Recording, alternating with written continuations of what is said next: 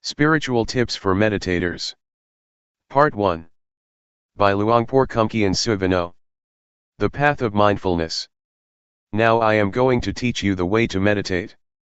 Please relax and feel comfortable, because what I am going to teach you is based on something you already have in your mind. The teaching that I am going to instruct you in is based on something which is real and genuine, the truth. And the truth cannot be deceived. It cannot be deceived by neither the master nor the students. The master cannot deceive the student and the student cannot deceive the master, once either of them has realized or understands the truth. This is a technique that can be understood by everybody. All of us have mind and body. We also have mindfulness. Mindfulness is a quality of mind that we can cultivate and develop, but it is already in our minds. Once we are mindful or once we are awakened to mindfulness, all of us are the same, but if we do not have mindfulness or if we are not mindful, we are different. Meditating, especially developing mindfulness, does not require special time designated specifically for this technique. It can be practiced all the time in our daily lives. It does not demand special time, mainly because mindfulness is already in our minds. It can be developed through our daily activities. If we practice properly, we will feel that our lives are normal. We cannot practice for others but have to practice for ourselves. We cannot learn from others but have to learn from direct experience. We have to learn by realizing the truth in our minds. The meditation cannot be achieved from memorizing texts or reading books. We have to experience the reality in ourselves. For example, when we think, we have to see, observe, and experience the reality of thoughts, how they arise and how they fade away.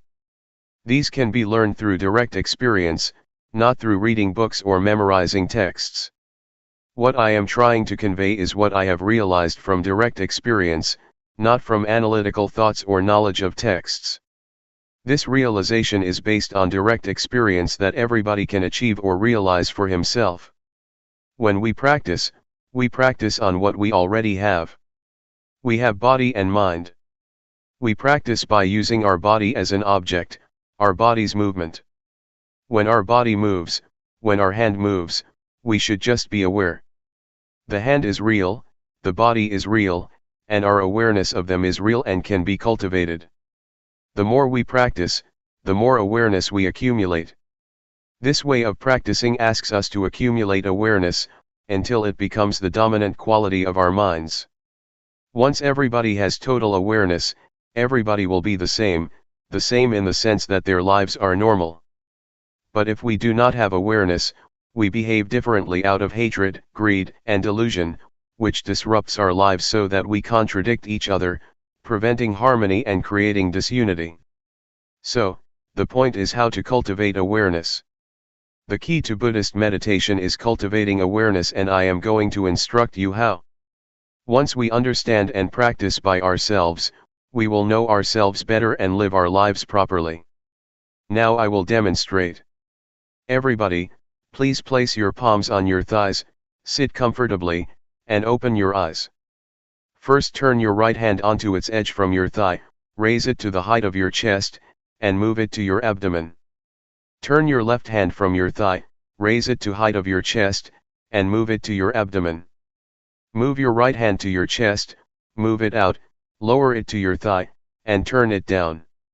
Raise your left hand to your chest, turn it out, lower it, and turn it down. Again.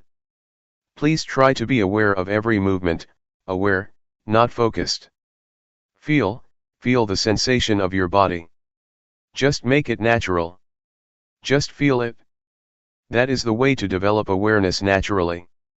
Sometimes thoughts will sneak into our minds, just open yourself up to them but don't follow them. Once we are aware of our thoughts, we return to our body, to the movement of our hands.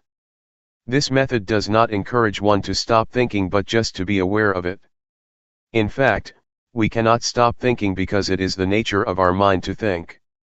We should be open to all kinds of thoughts, but do not follow them or repress them. Just be aware. With awareness, we will be firm and not react to our minds, either positively or negatively. This is the introduction. I would like you to try, to practice, to feel yourselves and see how it affects your mind. When you place your hand on your thigh, do you know where your hand is? Once you know where your hand is, you have already cultivated knowingness, that is to know, to feel where your hand is. And the practice of mindfulness is based on this awareness. When you turn your hand on your thigh, do you know the position of your hand? You know where your hand is, right? Raise your hand. Is it on your thigh? Where is it? Who knows the position of your hand? You or other people? Can anybody know for you? Is it only you that can be aware of where your hand is? No, no, no, be aware, be aware, be aware. Do not force your mind to focus or concentrate on every minute of your movements, just feel every step intervally, and don't focus your mind to feel like a straight line of feeling. That's not the right way. The only thing you have to do is be aware.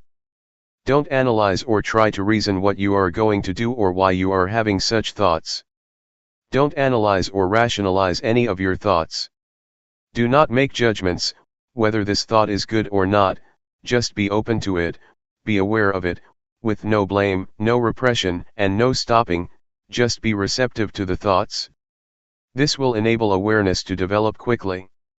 Keep practicing, keep doing, and keep being aware of your body's movement. It does not need to be the movement of your hand, but can be the movement of your breath. When you breathe in and breathe out, these are also your body's movements.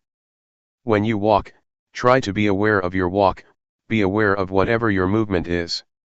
Be aware of every position, and whatever you do try to be aware of only one posture. When you walk, just be aware of your walking, do not be aware of your breath. But if you want to be aware of your breath, that's okay as long as you choose only one object. Do not use too many objects or they will confuse you. The point is that whatever thoughts arise, just be aware, and come back to your body's movement. Do not be caught up in your thinking process or your thoughts. If you feel tired or tense after sitting for a long time, change your posture. While you change your posture, please be mindful, don't change it hastily out of impulse or out of unmindfulness. During your walking meditation, you can either fold your arms across your chest or clasp your hands behind your back. Keep your hands properly, it will enable you to walk slowly with mindfulness. About 8 to 12 paces of walking will do for the meditation. Do not walk for too long a length or your mind will be easily distracted. If you walk at my speed, in 1 hour you will walk 4,000 paces. If you know every pace, you already have 4,000 units of knowingness in 1 hour. It will accumulate and can change the quality of your mind. Anyway, if you become distracted or you forget and become unmindful, when you walk or move your hands, that's okay. Do not blame yourself or feel unhappy when this happens. Just let it go and start again. When a thought disturbs your mind, let it be. Do not try to repress or suppress it. Just feel open to it. It will fade away automatically. This is the nature of the mind that we can realize through meditation. Now, let's try to experience it ourselves. After practicing for an hour, you may come back and we will have a question and answer session for 30 minutes. How was your practice? When you felt distracted or caught up in your mind, did you see the difference between them? Did you realize when you were caught up in your thoughts? Did you see the difference when you came back to your body's movement, or became aware of the movement of your hands or walking? Once you did that, did you see that the thoughts just ceased or passed away? When you are caught up in your thoughts or overwhelmed by emotions, you may forget to move your hand, or you may move it but have no full awareness of your body. That's okay, but try to return to your hand's movement or to your walk. Once you are aware of your body's movement, you are already a practitioner. A Dhamma practitioner develops awareness. This is the only duty of the practitioner. The same goes for feeling. If you feel tense, physical pain, or tired, do not be overwhelmed by the unpleasant feelings. Just come back to your body's movement or just be aware and see the painful feelings. In other words, don't become lost, caught up in or overwhelmed by these unpleasant feelings, but be aware. Awareness will enable your mind and your life to go ahead without being interrupted by thoughts or feelings or any kind of disturbance. Thoughts will arise, feelings will disturb you, but if you have total awareness, you can go ahead without being stopped or blocked by these hindrances.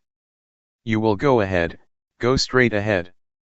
For beginners, just cultivating awareness is enough. Do not try to achieve or gain anything. Do not expect any realization, any insight, or wisdom from the practice.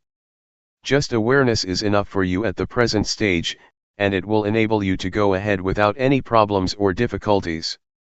For the beginners, you may not sit longer if you wish, and the awareness may develop slowly, not smoothly.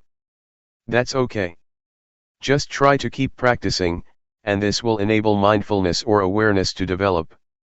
Do not feel bad when you feel you are caught up in your thoughts, or in pleasant or unpleasant feelings, or you become forgetful of the practice.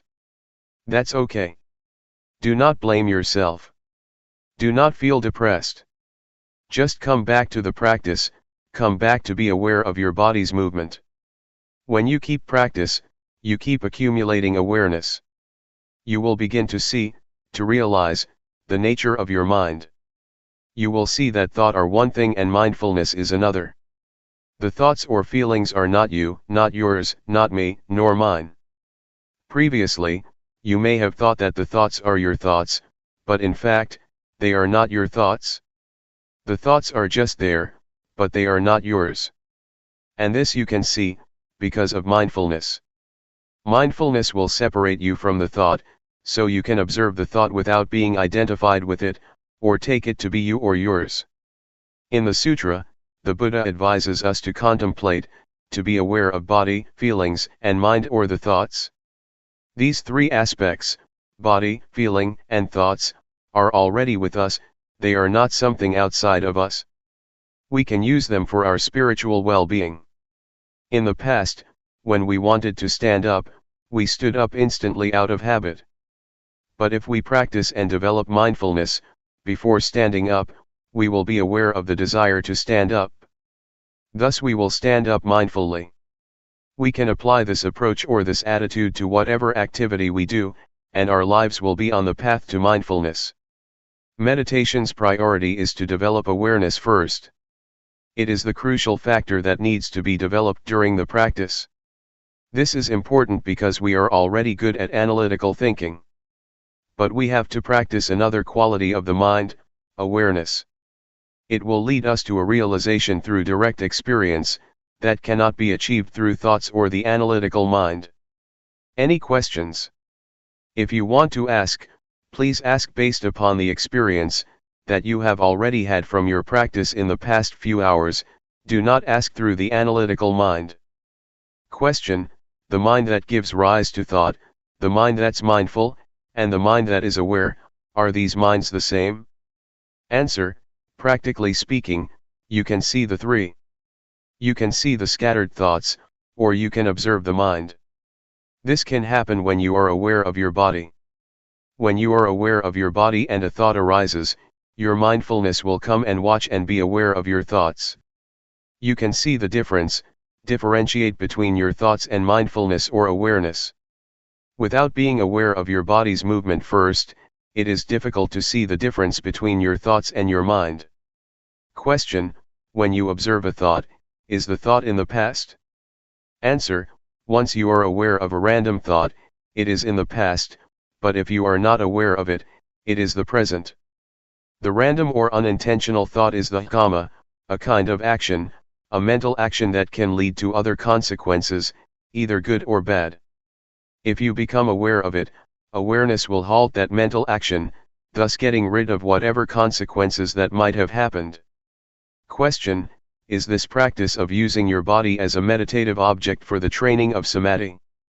Answer: the awareness can lead to calmness, if you are caught up in or dwell on the calmness that is the samatha, calmness meditation. But if you lift your mind from the calmness and observe the calmness, then it is insight meditation. So it depends on how you deal with calmness. If you dwell in the calmness, it is a calmness meditation. If you observe the calmness, it will lead to insight meditation. Question: is this awareness the same as the Buddha's? Answer: the awareness mentioned above is the same as the quality of Buddhahood. It will lead to total insight. This kind of practice also includes the threefold training: morality, concentration, and wisdom. Question: do you mean that awareness includes threefold training? Answer: the threefold training is not awareness itself, but is based on awareness. You cannot keep precepts without awareness. Awareness will enable you to keep the precepts, sila. And awareness will enable you to develop concentration, samadhi, and to gain insight, panya. We need not waste time developing sila, samadhi, panya by different ways, but go directly to develop awareness, then sila, samadhi, panya will take place. According to the Buddhist canon, the Buddha said, self-awareness is the origin of wisdom, the parent, the source of righteousness. But unknowingness or unawareness is the source or the parent of all evils. Question: nowadays, young children seem to be practicing awareness all the time. Even we, when we are exposed to something new, seem to be more aware. It seems as if we come to this world practicing awareness, then we start thinking, then we have the same thoughts over and over, and that turns off our awareness. Why is this happening? Answer: it is because we have eyes, nose, ears, mouth, and body, the 5 sensual bases, and mind, the 6th base, to understand the world. We use these 6 bases to have contact with the world, and this leads us to a lot of concocted mind. We think a lot because we have a lot of contact with the outside world. That's why our minds become busy and keep thinking all the time. We ignore another quality of the mind, awareness. That's why we have to come back again, because we have ignored it for such a long time. We have occupied ourselves with thinking, because of our contact with the outside world through the 5 sensual bases. Awareness will liberate us from all unpleasant events and unfetter our minds. It will liberate us from all hindrances and fetters. I can assure you that awareness will rescue our lives. Regardless of nationality or race, we can be united. Regardless of our differences, we have one thing in common: awareness. Awareness is in every person. So, I would like to encourage you to develop awareness, so that we will go beyond nationality and race. After the practice, do you feel that you can get in touch with awareness, the awareness in your mind? It is an quality inherent in you, that leads you to get in touch with it? Question: it's very hard to slow my mind down. Answer: we are not going to stop the thinking process, we are not going to fight it. If you fight it, you are going to be tired, because it is very difficult. Just to be aware of it, just observe it, and it will pass away on its own. Do not try to get rid of it. If you try to get rid of it, you will feel exhausted. Sometimes, you may find your mind was more scattered during the practice than during your normal daily life. The more you practice, the more your mind is scattered. Sometimes this happens to practitioners, but that's normal. Just be aware of it and ignore it, and try to be aware of your body's movement. The more you keep coming back, the more awareness will accumulate. Just keep coming back. Do not try to fight your thoughts. June 1, 1997. Cultivating awareness. The Buddha said that there are 5 hindrances to meditation. The first is drowsiness, the second is agitation or restlessness, the third is doubt, the fourth is sensual desire, and the last is ill will, hatred, or irritation. Doubt means that one feels uncertain whether the practice is right or wrong, so he just stays on the edge, and cannot commit himself to any kind of practice. You may encounter any of the 5 hindrances. That's alright, it's even beneficial. Try to observe the hindrance rather than following it, or being overwhelmed by it. To observe is to keep your mind from identifying with these 5 hindrances. For example, when you feel sleepy, instead of lying down and following the drowsiness, just try to observe it, and the awareness will lift your mind from being drowsy. Thus you can learn how to interact with restlessness, or with agitation. They are not bad. They can teach. Yet, there are people who, with total awareness in their minds, can go straight through their practice without being caught up in, or dwelling on the 5 hindrances. Awareness not only helps us overcome the 5 hindrances, but will also lead us beyond delusion to insight, or wisdom. When one is unmindful, unaware, or becomes caught up in one's thoughts, one cannot see things clearly and is overwhelmed by delusion. Yet once one becomes aware or free from the 5 hindrances, one can go further to experience insight. Because one accumulates awareness all the time, and awareness enables one to see things as they are, not distorted by bias or scattered thoughts, so that one can achieve insight. The insight that can be experienced from this method of meditation is the insight into the body and mind. You can see that the sense of us or me, in fact, is only the combination of body and mind. You will understand the nature of rupa, the form or body, and nama, the mind. You will see how they interact with each other. With this insight you will have a clear understanding that goes beyond the concept of me and mine, just body and mind, not the sense of self. With the insight into body and mind, you will know and be able to differentiate between thoughts and awareness. So far, you cannot differentiate between these two because they come together, but if you have insight from awareness, the thoughts and the one who thinks or observes can be differentiated. Such realization or such direct experience is what we call wisdom, because it liberates us from hindrances and suffering. It is wisdom, and at the same time it is magga, the path. It is both the path and the end, the wisdom. If you practice properly, you will see that at the beginning it is mindfulness, in the middle it is mindfulness, and at the end it is also mindfulness. It is both means and end, path and wisdom. What I just said is quite ahead of you. It is a state that you may not have experienced yet, but I wanted to inform you of what you are going to realize, if you practice properly and continuously. Please try to concern yourselves with what you are practicing now. Just be aware, and once you keep practicing, results will come on their own without any attempt on your part. Therefore, put your effort into the practice. Awareness from this practice will get rid of delusion. The more you are aware, the less you are unaware. Unawareness is identical to delusion or ignorance. If you accumulate awareness through this method, it will form a solid base for keeping moral precepts, for concentration, and for wisdom. You will live your life morally once you have full awareness. At the same time, you will also have calmness or concentration, once you are fully aware of what you are doing. Meanwhile, insight can take place with awareness. Thus, awareness can lead us to the totality of life, the totality of education or training. Awareness or mindfulness enables us to awaken.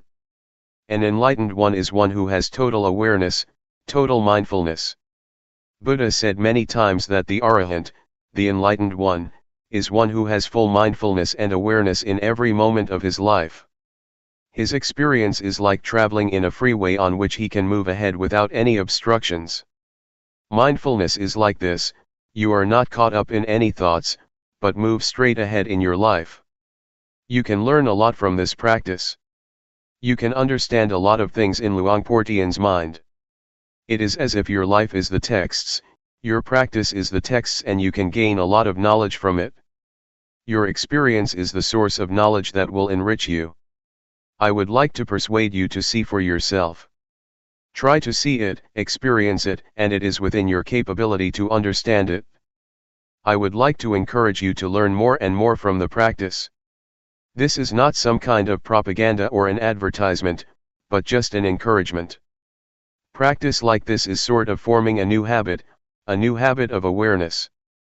Right now, we have the habit of unawareness, of doing things out of habit without awareness, but if we accumulate awareness, a new habit will be formed, and whatever we do, after we practice properly, we will be aware of our daily movements.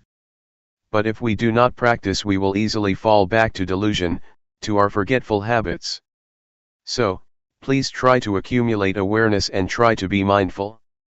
Another point that I would like to emphasize is that, awareness is not a quality confined to myself or monopolized by anyone.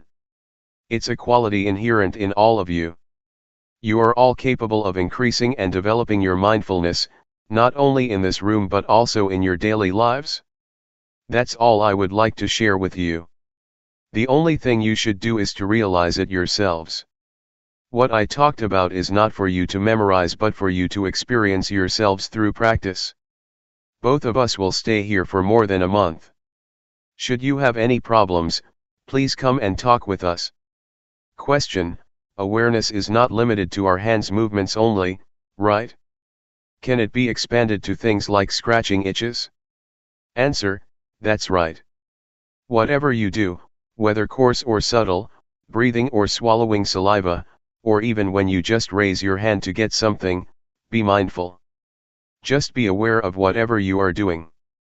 That's the proper way to practice. Question: if one moves without awareness, is that ignorance?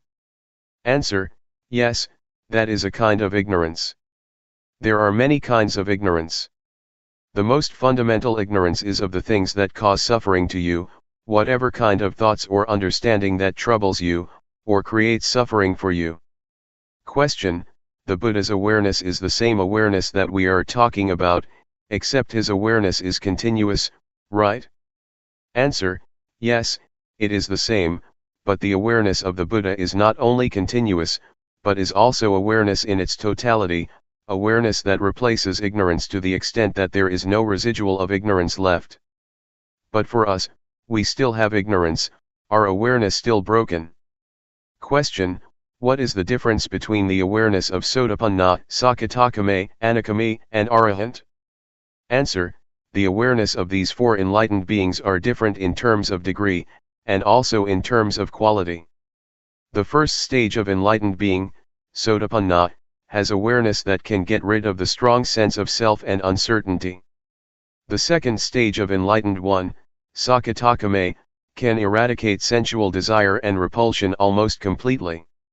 For the Anagami, sensual desire and repulsion are eliminated completely. It is the different degrees of awareness that leads to different qualities. It is as though we are climbing up a ladder. In the first stage of enlightenment, the awareness is less powerful than that of the Arahant, or the last stage of enlightenment. For example, when we get angry at something, we will think about it over and over again. But for the enlightened one, especially the third one, Anagami, once anger occurs, it just happens and he can let go of it. It just occurs one time and then he goes beyond the anger. Anger is eradicated by total awareness, or wisdom. It's like a heated iron, once we touch it, we should feel the heat and never touch it again. For the enlightened one, anger is like a hot iron, once he touches it, he is aware of the heat from his anger, and will never return to and identify with it again. But ordinary people, not aware that anger is like a heated iron, just touch it over and over again without realizing that it is very harmful. The awareness that I mentioned, is the awareness that can enable us to see no self in the body, no self in feelings, no self in emotions, no self in thoughts. It is the awareness that can liberate us from suffering. Please do not just accept what I told you, see it for yourselves and practice until you can know it for yourselves. Then nobody can deceive you, nobody can mislead you, because you have already experienced it. What we should do is pay respect to the Dhamma, the highest refuge. You should not pay highest respect to me or to anybody else, but to the Dhamma that is already in everybody. Please pay respect to the Dhamma in ourselves. Be aware at every moment. When you go home, Try to maintain your awareness at all times. June 1, 1997. Knowing yourself. As I told you earlier, all of us are friends even though we have just met here, because we have been friends since our birth into this world. In Buddhism, friend has a broad meaning. All of us are friends because we are sentient beings. We all share the cyclic existence, all of us share birth, decay, aging, and, finally death as human beings. That is why we are all friends. Another thing that we have in common is that each of us has body and mind. Each of us has common characteristics. We all have 6 senses fields, we all have feelings, we all have emotions, and all of our mental activities and our physical bodies are subject to the same characteristics: impermanence, suffering, and no real self, no permanent self. These are the 3 common characteristics that all of us share. But there is something that makes us different from each other. That is our mental formations. We have different ideas, we have different opinions, we respond to our surroundings in different ways. It is our mental formations that makes us different from each other. However, these mental formations can be transformed, making us one, the same as a person. Previously, I said to many of us here that, despite our different characteristics, although there are various kinds of people, we can be the same if we have mindfulness. If mindfulness prevails in our lives, we will be the same, but it will be different if unawareness or unmindfulness prevail, because they make us behave differently and perversely. Anyway, I would like everyone here to feel comfortable when you are listening to Dhamma. You should feel comfortable because I am going to speak about what you already have: mindfulness, calmness, clear comprehension, and self-awareness. All of these qualities are already present in your mind. I would like to take this opportunity to share my experience of how to be one with the Dhamma, to apply and integrate Dhamma, or the truth, into our lives. 3 years ago, when I first came here, a Western student asked me, "What brings you here? What do you know? What knowledge do you bring with yourself?" I replied that the only knowledge that I have is knowledge of myself, I just know myself. So, he asked, "What do you mean by knowing yourself?"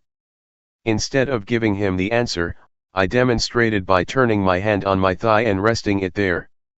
Then I asked, "Have you ever been aware of yourself while you rest your hand continuously for 7 days? Have you ever had that experience of knowing yourself, of being aware of yourself for 7 days?" He said, "No, I cannot do that, I do not have such experience." So I persuaded him to try cultivating awareness with the practice of raising the hand, dynamic or sati meditation. Later, he had a glimpse of awareness, of knowing himself. Can you follow me? Am I difficult to understand? After practicing like this for 1 or 2 hours, the Western student came to see me and shook my hand, saying, "Oh, you are the one that I have been longing to find for many years." Knowing yourself is necessary, because if you do not know yourself you will be overcome by grief, selfishness, anxiety, ill will, and irritation. But once you are aware of yourself, you will be free from these sufferings. What we should learn and cultivate is the experience or state of mind that can liberate us from suffering, so that we can live without suffering. This is what I try to learn. I do not know how to make money or how to increase my pride, I do not search for honor or seek admiration. What I try to learn is the way out of suffering. The experience I mentioned is what we call Dhamma, or the truth. It is the truth that frees us from pain or affliction. It is the Dhamma that leads us to enlightenment, to be totally awakened. The truth, or Dhamma, is what makes one a Buddha. It is an experience can be shared not only by monks, but by everyone. This insight into nature brings us all into the oneness, to be the same. What I tell you is not speculation, but from experience developed by following the path of the Buddha. It is what the Buddha has already said. It is the outcome of the practice that the Buddha developed, the 4 foundations of mindfulness. That is, to be mindful of body, of feelings, of mental formations, thoughts, or emotions, and of all existence in nature. Question: can people who have jobs that require a lot of concentration, such as scientists, maintain awareness while concentrating on what they are doing? Answer: it is possible to have both concentration at work and awareness of what we are doing. In fact, concentration and awareness should go together. You cannot concentrate if you are not aware of your thoughts or of distractions. Once we are mindful, once we are aware of the distractions, we can concentrate because we are able to remove the distractions. Not only does mindfulness help us to concentrate on what we are doing, it also helps us to use our intelligence more effectively. Mindfulness is like the master who tells how to use our intelligence properly. If you do not have mindfulness, or if your mindfulness is very weak, it is not easy to use the intelligence and information that you already have in a beneficial way. Mindfulness is like the software that tells us how to retrieve the information for this purpose. In Thailand, we compare mindfulness to the captain who controls and guides the ship and intelligence to the engine. So the captain controls the engine in the same way that mindfulness controls intelligence, to make the most use of it. So the answer to your question is twofold: mindfulness and awareness are both important. They enable us to concentrate and to use our heads, or our intelligence, properly in a beneficial way. Question: when I have a lot of problems, I seem to lose awareness of my body. Is that okay? Answer: it is normal that at that moment you cannot be aware of your body, but you still have to be aware of the thoughts in your mind. It is okay, because awareness means being aware of both your mind and your body. For those who have to think, it is at that moment that they should be aware of their thoughts, but it is not necessary to be aware of their bodies. Question: when I am reading, I am not aware of anything else. Is that also a form of meditation? Answer: yes, it is a form of meditation, if you hear the noises around you but do not pay attention. If you concentrate on reading, but are aware once you feel something strange outside, and you can turn your attention from your reading to the outside, it is a form of meditation. But, if you concentrate and try to cut yourself off from your surroundings, then, it is not mindfulness meditation. Question: are mindfulness and awareness the same thing? Answer: technically speaking, they are not the same but work together very closely. Mindfulness means sati in Pali. Awareness means sampajanya. But sati and sampajanya are very close, they are twins. In Thailand we call both sati and sampajanya mindfulness. Practically, they are synonyms, but technically, they are different. Question: can you explain the difference? Answer: sati, or mindfulness, means recollection, or calling to mind. Awareness means you know clearly what is going on in your body and mind. They have to be together. Once you collect your mind on some particular moment or movement, you already have the clarity of that movement and of yourself. They go together. Awareness is the consequence of mindfulness. Mindfulness and awareness are the crown, or the peak, of all Dhamma, or all teachings. If we are mindful, if we are aware of ourselves, it is not possible for us to break morality, or sila. Once we are mindful, we are free from distraction, and concentration arises. This is samadhi. With awareness, our minds become clear. With such clarity, insight will arise. This is Panyat. These three are the totality of Buddhist teaching. We call it the threefold training: training in higher morality, in higher concentration, and in higher wisdom. That is why mindfulness and awareness are called the crown of the Buddha's teachings. It is the teaching as a whole. With mindfulness and awareness, samatha and vipassana are possible. Samatha means calmness meditation, vipassana means insight meditation. These two types of meditation are possible with mindfulness and awareness. Question: the atmosphere was so dynamic, going from one thing to another, acquiring one thing and then another. It is desire, get, achieve, I had to leave. I found I was more centered when I reached home than I was at the monastery. Yet, the monastery is based on experience and wisdom, and it is this atmosphere the Buddha wants. I cannot explain why this is valid. I came 2 years ago to Chuangyan. There was the lake and the little pagoda but no statues, and today I come here and find size and quantity. I find a disturbance that was not here before. I am having a hard time placing myself in a peaceful relation to these. Can you comment on this?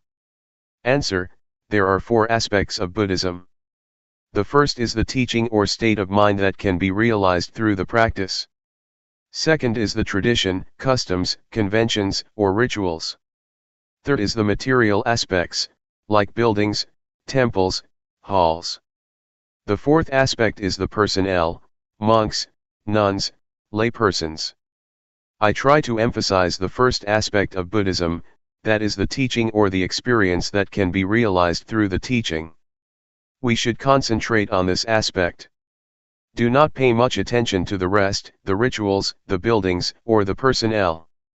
If we focus on the teachings and the experience that can be developed from the practice, we will realize ourselves. So, I suggest you do not pay too much attention to the other 3 aspects or they will disturb your mind. It also happens in Thailand. There is much contradiction between teaching and practice, between the teachings and the monks themselves. Sometimes monks behave themselves badly, but this does not mean that you should ignore the Dhamma, the teachings.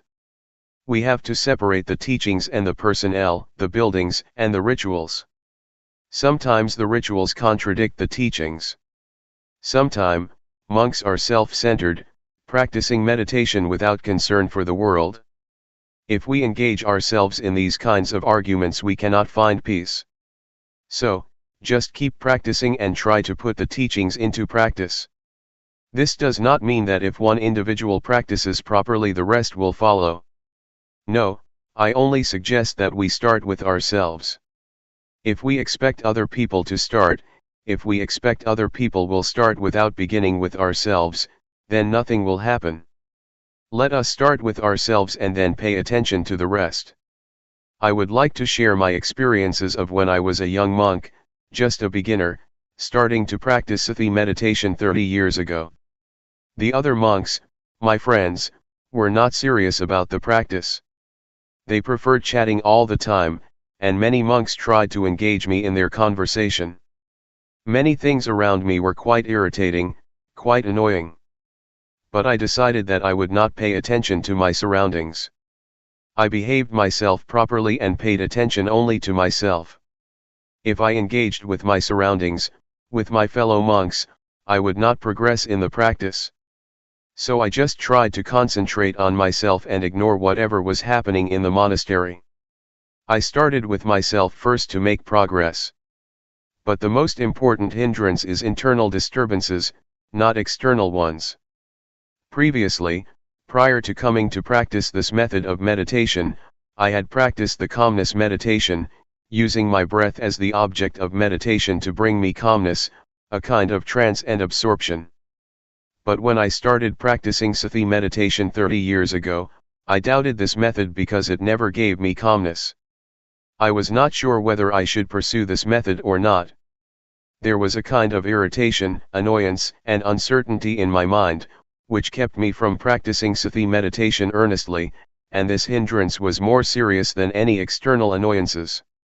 But once I made up my mind that I would practice Sati meditation without questioning, without reasoning, just experiencing directly with mindfulness, I felt that progress in the meditation had been made. So I would like to suggest you be aware of and concerned with the internal hindrances, that are more irritating than any external disturbances. To practice meditation, we have to be prepared to face a lot of problems. Before Buddha became enlightened, there were a lot of devils, or Maras. Mara is the deity which tries to subvert or undermine enlightenment. The army of Mara tried to disturb Buddha, to persuade him to stop practicing, even threatening the Buddha. A lot of warriors, a lot of Maras, came to try to overcome the Buddha. But with the strong determination, with the earnest attempt and strong will of the Buddha, he overcame the army of the Mara. So, I would like to encourage you to be prepared, to be determined to overcome all obstacles that you might face during the practice. Question: you talked about the internal disturbances. Could you tell the nature of them and how to control them? Can we be without any thoughts for a minute or even a second? Thoughts are what cause internal disturbances. How can you control them? Answer: try to be mindful, try to be alert and awake, don't follow or be carried away by our internal disturbances. For example, if you feel sleepy or drowsy, do not follow the drowsiness or be carried away by drowsiness. Stand up or rinse your face with water or try to be skillful. Create or invent a method that will enable you to be alert and awake. For instance, when you are sleepy, visualize the illumination of the sky, picturing a radiant sky. This will enable you to awake from drowsiness. Drowsiness is the first hindrance, or nivarana in Pali. Nivarana means hindrances that keep you from progressing in the path of enlightenment. Besides drowsiness, there are also irritation, restlessness, sensual desire, and ill will. These are the 5 hindrances that disturb you, and you should be prepared to deal with them. But first of all, you should realize that you are able to put an end to the hindrances. They will not haunt you permanently. With this hope, you can encourage yourself to not to fall under their control. These unwholesome qualities can be transformed. Irritation, drowsiness, restlessness, and annoyance can be transformed by mindfulness. Drowsiness can be transformed into awakening, laziness can be transformed into diligence, irritation can be transformed into peace. It is in our capacity to do that. But if you are skillful and learn how to encounter these unwholesome qualities with mindfulness, you will realize that all of these disturbing qualities can bring us wisdom. They can be our teachers. Drowsiness can teach us to be more intelligent. Irritation can teach us to be wiser. These can be accomplished by cultivating mindfulness. Do you want to try? Tomorrow we will start a 7-day retreat. I will take care of you if you would like to try, and I will not mislead you. I assure you that I will lead you down the right path. Question: why do you call it Sathi meditation? It is supposed to be very calm and quiet. Answer: there are 2 kinds of meditation. Calmness meditation is one, but there is another kind of meditation that asks us to pay attention to awareness. What I teach is to encourage one to pay attention to awareness of the body's movements, taking bodily movement as the object of meditation to train one to be mindful. To pay attention or be aware of whatever movement you are making, whether you are standing or walking, pay attention. You are mindful of that present movement, it is the object of meditation. It is called Sathi meditation, because it uses the body's movement as the object of meditation. It is called Sathi because we do not sit in stillness, but create bodily postures as the object of meditation. Driving can be a form of meditation. Reading is also a form of meditation if you read properly. Sewing is too, as when I try to sew my robe for 9 days. Meditation is to pay attention to one thing with full awareness. Meditation is not necessarily closing your eyes and crossing your legs. Question: you said mental awareness of bodily motions was important. What if you are aware of something around you? Answer: in this practice, we are aware of our body's movement. This is the main posture, the main activity. But we are also ready to be aware of other things, either in our minds or outside in our surroundings. For example, when I am practicing, if a friend comes to ask for a needle to sew his clothes, I am ready to give him the needle while still keeping with the practice without talking to him. I just stand up and find the needle for him. After giving him the needle, I return to my practice. It means that I am ready to respond or to be aware of anything that occurs to me internally or externally. I do not cut myself off from my surroundings but am ready to hear the noises. If there is nothing special, I just pay attention to my bodily movement. Question: you are also a social worker. Do you teach Sathi meditation to the people you serve, and how effective is it in helping them? Answer: I teach many who are receptive to my teachings, but there are still a lot who do not practice what I try to teach, because they are busy, occupied with their careers. Most of them are busy farmers with no opportunity to practice. I myself have to preserve the forest by my temple, keeping the illegal loggers away. Sometimes I try to teach them meditation too, but it is not easy. Drug addiction is also a problem in my village. I try to recruit the young villagers who are addicted to drugs to enter the monkhood, and train them for a month. They are okay when they are monks, but when they disrobe they become addicted again. I do not know how to help them. Thai villages are transforming. A lot of modern illnesses and problems are arising on the village level. Not only poverty, which is the last problem. The new problems are drugs, divorce, the breakdown of the family and the rise of single-parent families. These kinds of problems are spreading even in the villages. Our village is quite remote but still has such problems. Now, only the old and the children are in the villages. The young people, both men and women, have gone to the city. The village is going to break down. Community life is breaking down. I hope that America will be the center of Buddhism in the future. Is that too optimistic? But it is possible, because the American people are intelligent and earnest in their practice of Buddhism. Question: can Luangpor elaborate more? Why will America be the center of Buddhism in the future? Answer: American people are intelligent. They also take meditation seriously compared to the villagers.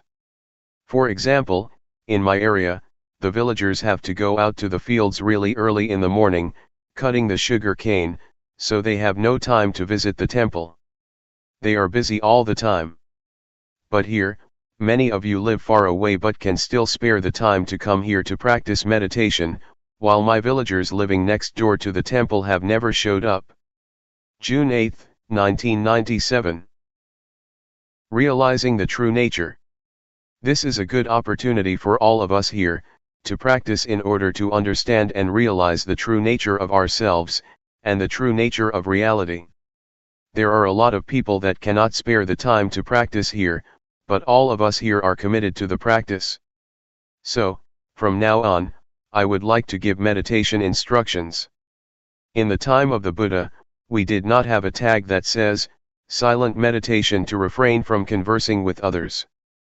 But it is in accordance with the principle that the Buddha established, that it is good for one to not see, hear, or talk while he is practicing meditation. If we have to speak, we should speak mindfully; if we have to see, we should see mindfully; if we have to hear, we should hear mindfully.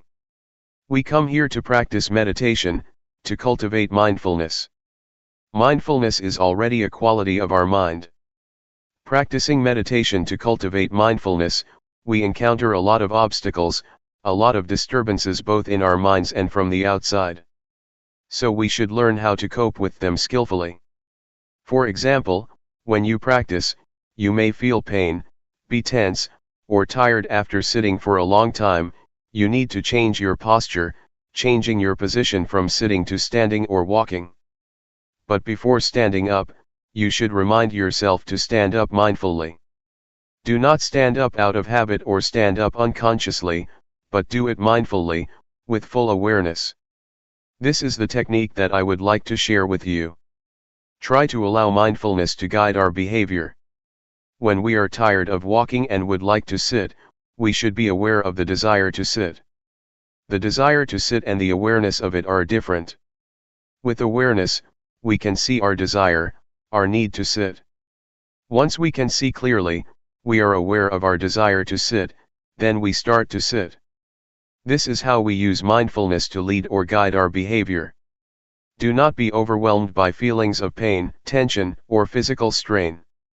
Try to resist our habitual tendencies, because our habitual tendencies will lead us to delusion, to forgetfulness, and to ignorance. It is tempting to abandon our practice, so we have to resist, to go against the stream of habit. For example, before the Buddha's enlightenment, he sat near a stream and was determined to practice to the end until he reached enlightenment. Since he was not sure whether he would achieve enlightenment or not, he put a plate on the stream to see whether it could go against the stream or not. If it could go against the stream, that would mean he would achieve enlightenment, and he found that the plate could go against the stream. This is analogous to his determination to resist the habitual tendencies, which led him to enlightenment. So, I would like you to try to follow his path, to always be aware. Be constantly aware of your body's movements. When you raise or move your hand, keep being aware of your body's movement. Do not let yourself stuck on anything else, be it high or low, pleasant or painful. Just be aware of your body's movements. For beginners, I would like to suggest you meditate in two postures, sitting and walking, sitting and moving your hands in a rhythmic pattern. But, if you want to try to meditate with breathing, and you feel that it can develop your mindfulness, that is fine. However, I would like you to practice in only two postures. Try not to use the lying posture because it is not good for mindfulness. Also, in daily life, keep practicing mindfulness when you are changing your posture. For example, when you go to the dining hall or to the toilet, be mindful in every posture, in every movement you make, whether it be in this room or outside. Avoid judging whether this is right or wrong, or keeping asking yourself, am I doing this correctly? Try to avoid the sense of right or wrong. Keep practicing, simply practice. Do not be anxious. Avoid skeptical doubts. Just keep practicing and try to be aware of what you are doing. That is all. It is not too complicated. For beginners, avoid worrying about the method, because it will obstruct your practice. Just go ahead and practice and you will learn from your experiences. Otherwise, you will keep questioning yourselves and halt your practice. If you have questions, feel unsure, or feel doubt about the practice, come to see me. Do not ask other people. Do not worry about right or wrong, do not keep asking yourself whether you are practicing right or wrong. Your direct experience will tell you. The truth will reveal itself. When you practice, you become aware of mind and body. The insight into your mind and body, the insight into the nature of mind and body, will tell you without your asking yourself whether this is right or wrong. Let the direct experience tell you. Question: what is awareness?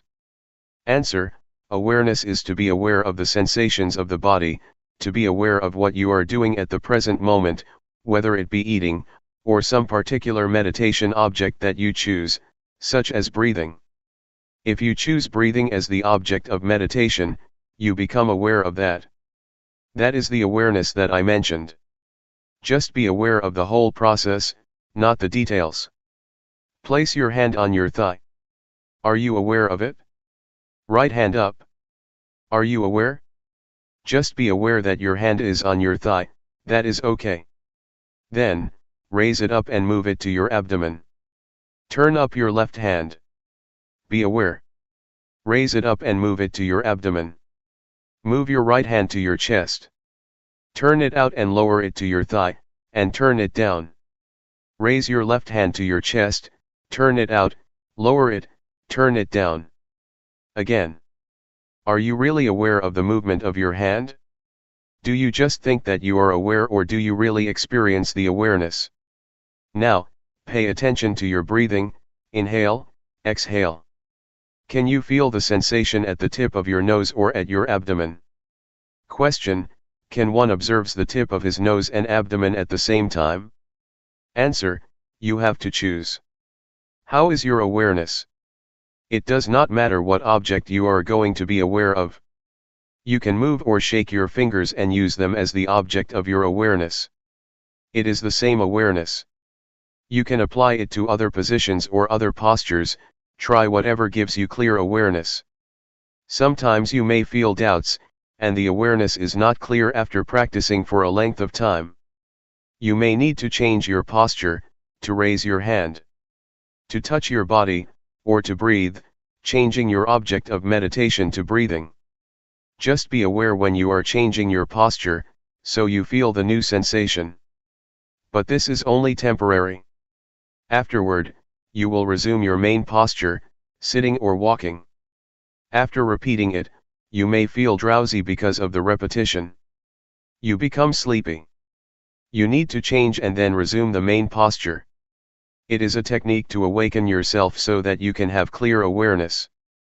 Awareness becomes clearer and clearer with your alertness. It is enjoyable if you try to use variations, try to initiate, invent, or apply many things to yourselves to solve your problems. You will enjoy this and be at ease. Easy. My master sometimes changed to the posture of paying respect to be alert, to awaken himself. As for walking meditation, try to either fold your arms across your chest or clasp your hands behind your back, and walk not too slowly and not too quickly, about 8 to 12 steps. Do not gaze too far. Do not lower your head too much. Just stare at the floor about 2 meters from your feet. If you gaze too far, you will be distracted, but if you lower your head too much, you will feel tense. Feel free to choose any posture you like, but try to spend a length of time with the posture you choose. Do not keep on moving or changing all the time. When you feel tired with a posture, do not change it suddenly. Try to delay, to go beyond the time limit, try to go a little bit further. If you feel tired and you change postures right away, that is not good. Try to go further to strengthen your will, your mind, your determination, and your body. When you move your hand, keep your eyes open.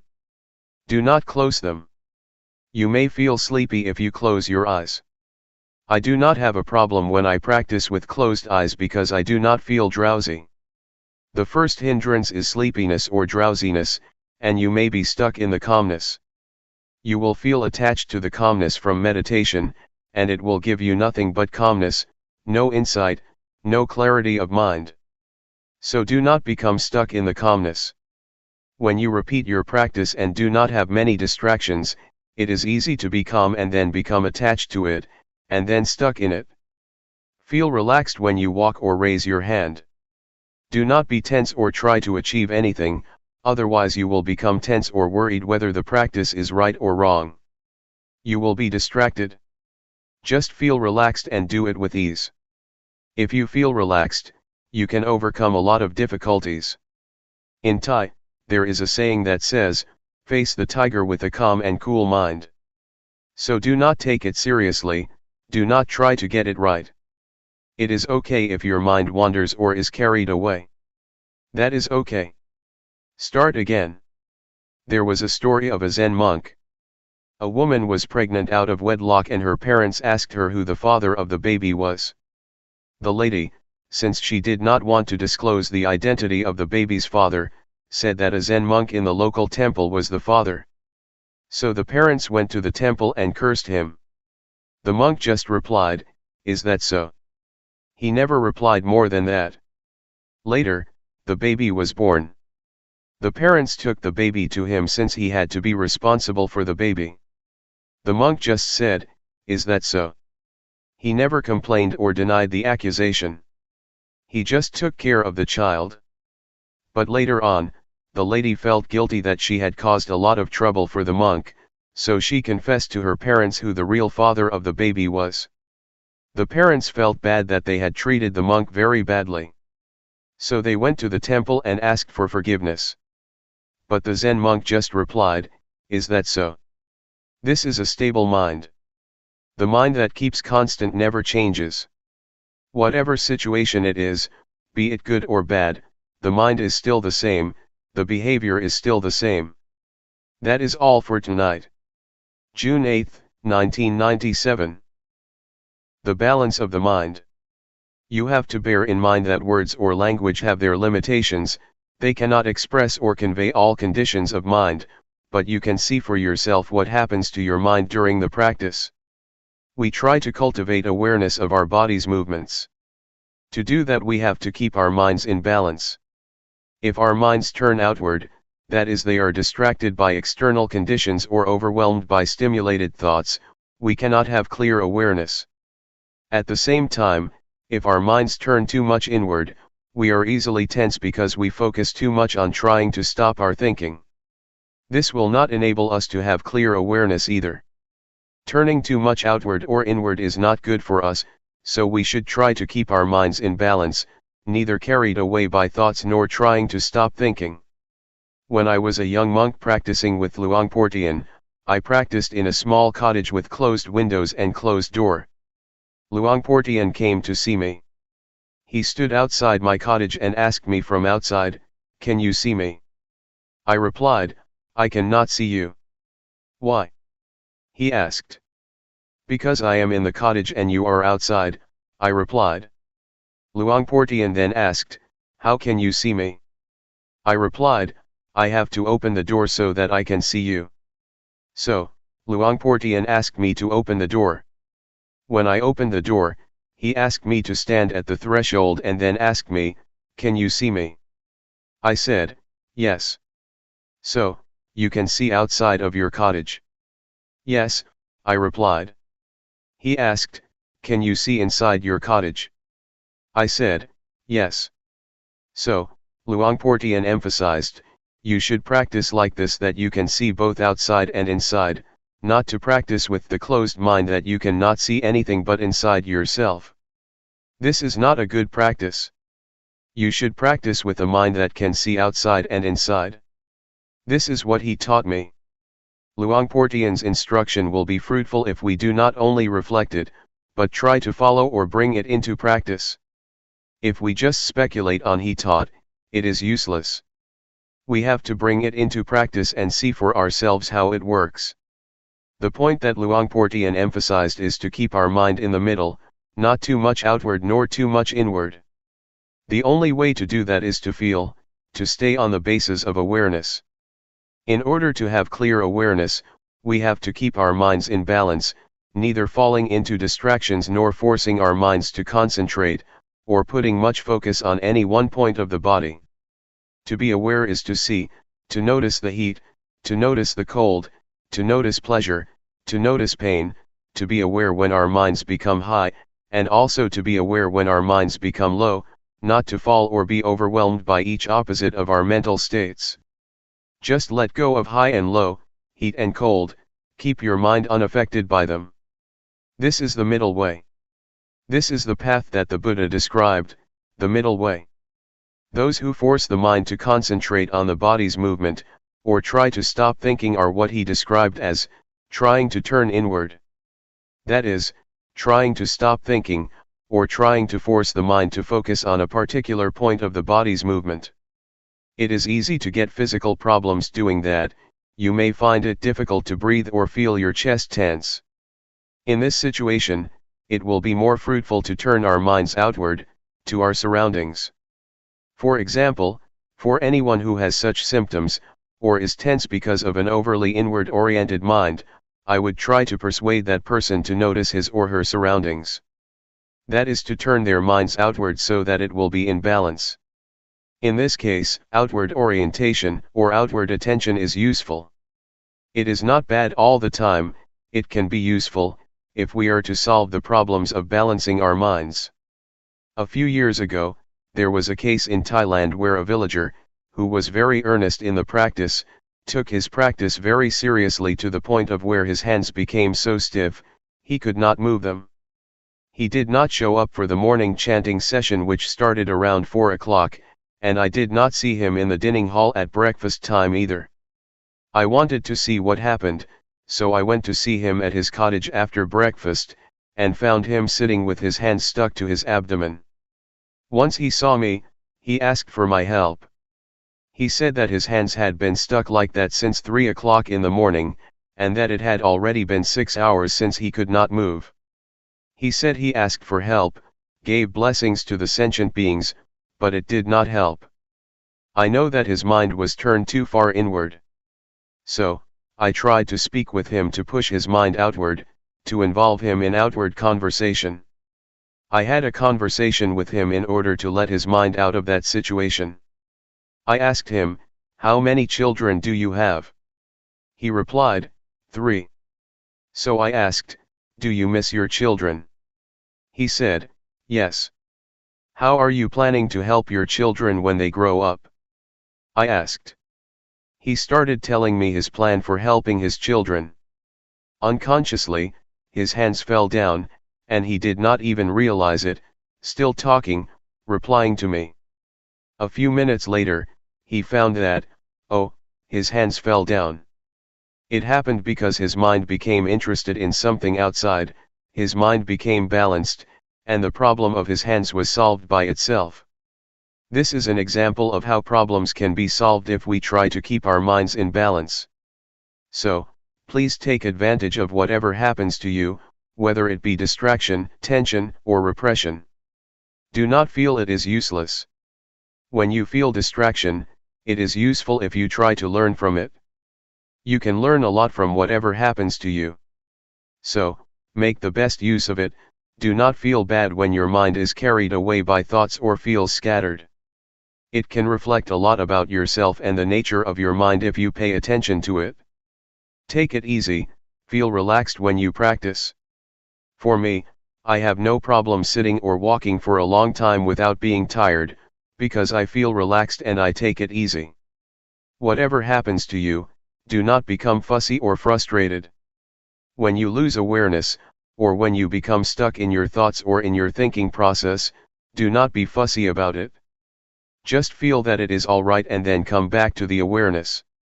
With this kind of attitude you will feel comfortable, and will get through any kind of problem. You may face not only tension or frustration, but also drowsiness or anxiety. But if you take it easy with the effort, with the attempt to resist these tendencies, you will overcome all of them. Any questions? Question: you just mentioned that when you reflect you can understand more about yourself, but during the practice, aren't we supposed to not think and just be aware? Answer: yes, at this time you need not to investigate. Just be aware of it, just see it, that is enough. You will finally understand the thoughts, so you need not investigate. Just being aware of them is enough. I would like to add that once you have a better understanding of yourself and your mind, you should be careful not to fall into the trap of knowledge. Just knowing that you know is enough. If you become excited with your knowledge, it can distract you or obstruct you from being aware of your body. Question: does the knowledge obstruct because you are thinking too much? Answer: it is a trap. It obstructs the practice because when you know more and more you become fascinated by knowledge. When you know more and more, you tend to follow the flow of the knowledge and then you lose the practice of awareness. There is a possibility that insight will arise within your mind, wisdom, or insight into the nature of body and mind. You will have an understanding about wholesome, unwholesome, sin, and merit. You will understand the three common characteristics: impermanence, suffering, and no self. You will realize that you can be a monk in essence though you are a layperson. Some monks, after practicing and achieving such insight, exclaim that, "This is the first time that I feel as though I am a real monk. Just today I became a monk." Despite the fact that they had been ordained for many years, they felt that they were not monks until then. Question: someone else suggested that, and I have tried it a couple times. After you practice a long time, you feel very well and calm. That is a good time to think about what you want to do in the future, because your mind is very clear at that point. Answer: there is no problem if you know when to finish. There are some artists who use meditation to calm the mind in order to paint. But I would like to say that meditation is not only for work, or solving practical problems. You should aim beyond that, to remove suffering. We should use meditation for a higher purpose than solving the practical problems of daily life. Just keep this in mind so that we can make the most of it. Do not try to achieve anything. Do not try to achieve supernatural powers, or want to be better than other people, to compete with other people, or to have a special mystical power. Do not have such an attitude or it will obstruct the practice. I would like to give another example. One monk in Thailand had achieved a lot before his entrance to the monkhood. He was a member of parliament, he had achieved everything he wanted to achieve. So his mind was achievement-oriented, and when he became a monk, he still had this attitude. When he practiced, he tried to achieve spiritual power, he tried to attain insight, the higher wisdom. He drove himself to practice a lot until his mind became out of balance. When he met me, he asked me, "Do you see that my robe is full of lotus? I am not an ordinary monk now." I took this monk out of the temple and tried to help him become normal. I took him to see the flowers, the trees, talked to him and made him forget the practice for a while, so that he became relaxed and felt better. But do not worry that you will be like him. I can assure you that I will take you to the right path. If you stay firm in your awareness and don't expect anything more than awareness, you will be all right. Question: was he practicing with Luangpor or with someone else? Answer: with another master. He was just visiting the temple. After a brief chat, I knew that the monk had a problem. Question: it is interesting that this monk would trust Luangpor. If they do not trust, the problem cannot be solved. Answer: it has nothing to do with trust. Because if we have the means to solve the problem, we just talk with him personally, and if we know how to help him get out of the trap that he is falling into, then we can help. In fact, this problem can be solved by itself, but it takes time, probably 10 days if nobody helped him. Question: I think maybe I am too inward in my practice, because when he told his interesting story I realized that all the tension in my back was leaving. After I went outward and listened to his story, I started to forget all about the pain. I still have a congested head, but I can see now that my back tension is releasing. Answer: it is okay. Whatever happens, do not be worried. You should learn how to solve the problem yourself. For example, when you become tense, try to look outward, see your surroundings and pay attention to them. This will help balance your mind.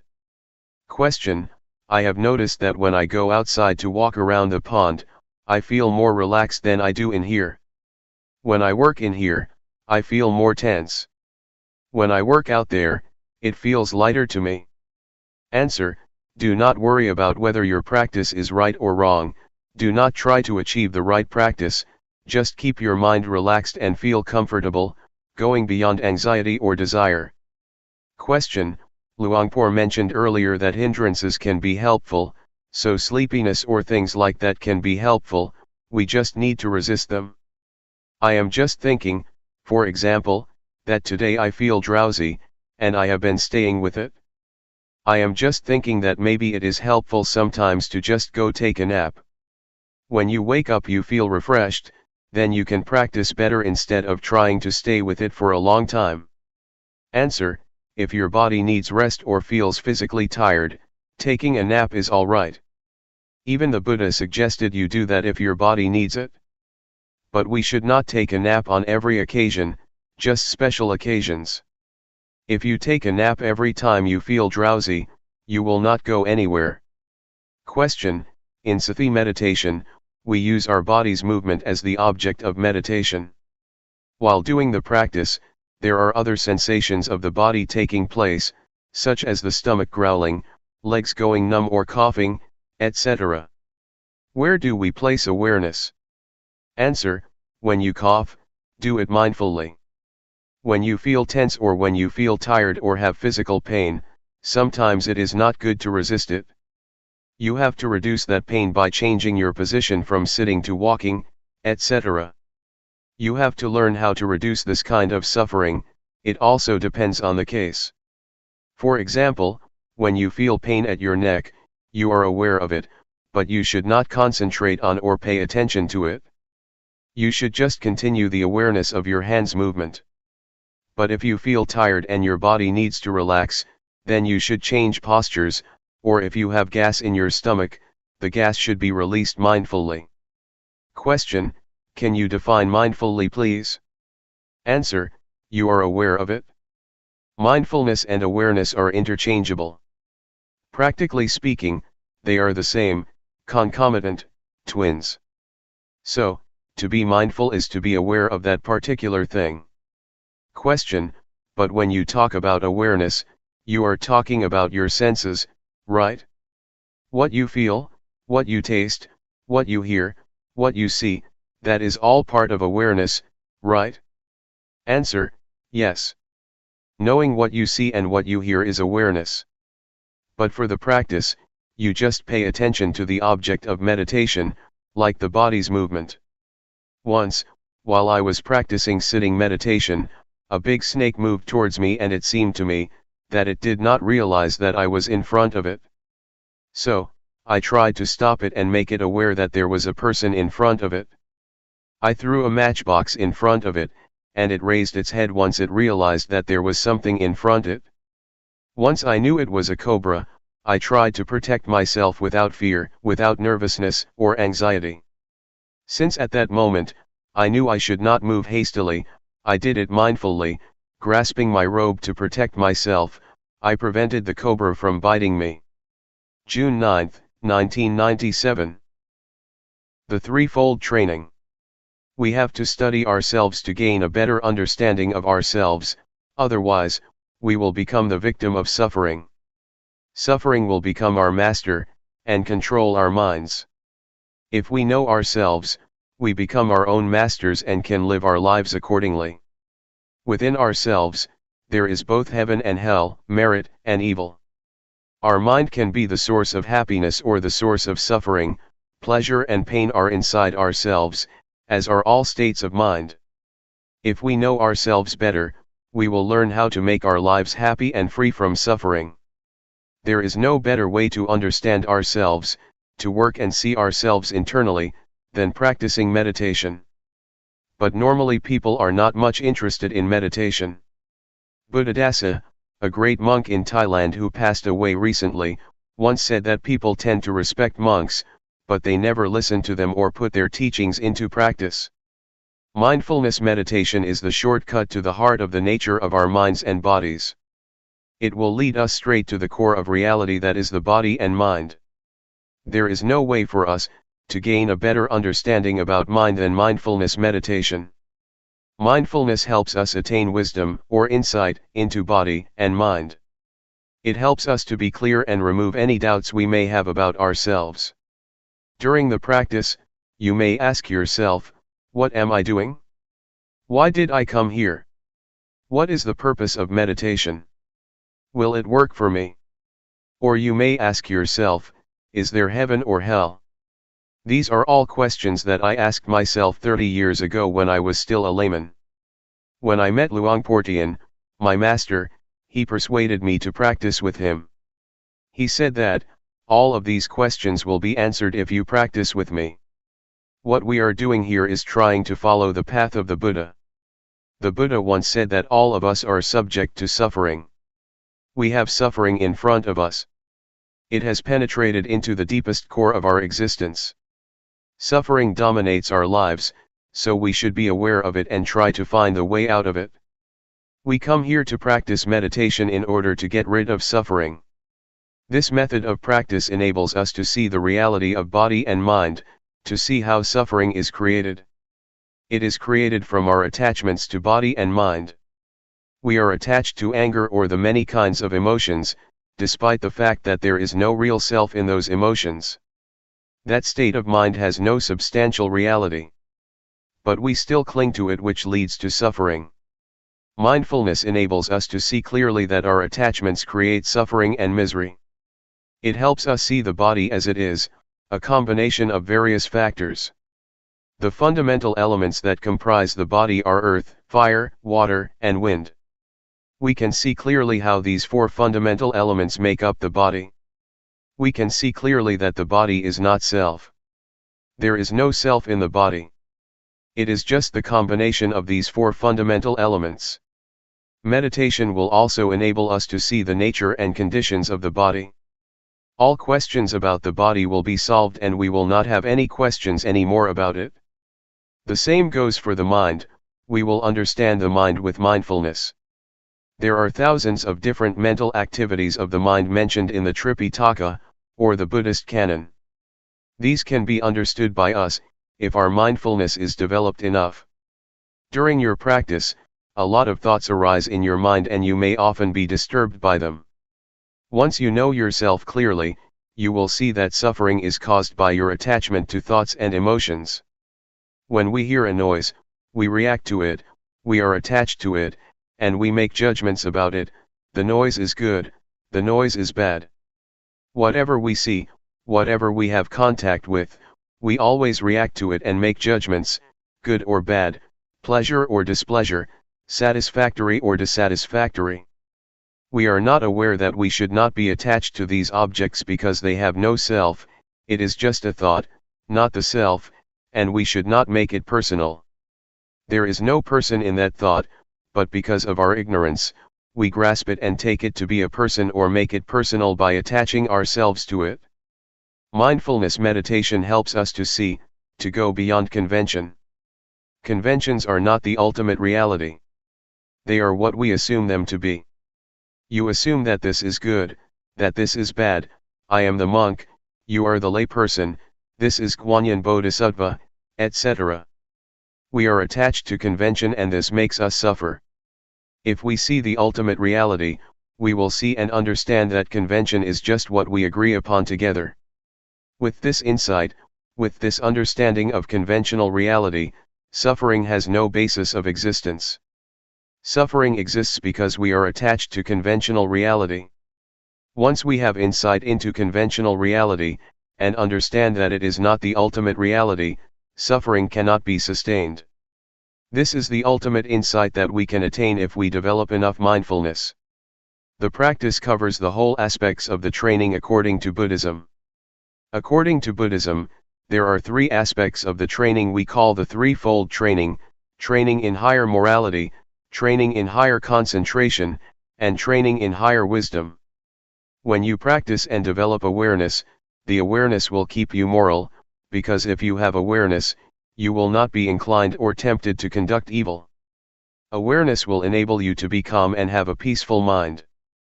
And, obviously, awareness will bring you to wisdom, to have insight into the nature of reality.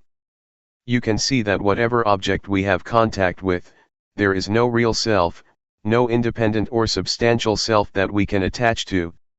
This will enable us to see reality as it is, to see how impermanent it is, to see how suffering it is, to see that there is not a self that we can attach ourselves to. Everything will be seen under this framework as being impermanent, suffering, and no self. We see what is subject to impermanence, what is subject to suffering, what is subject to no self. We let it be as it is. We are not attached to it. These are the insights that we can gain from the practice.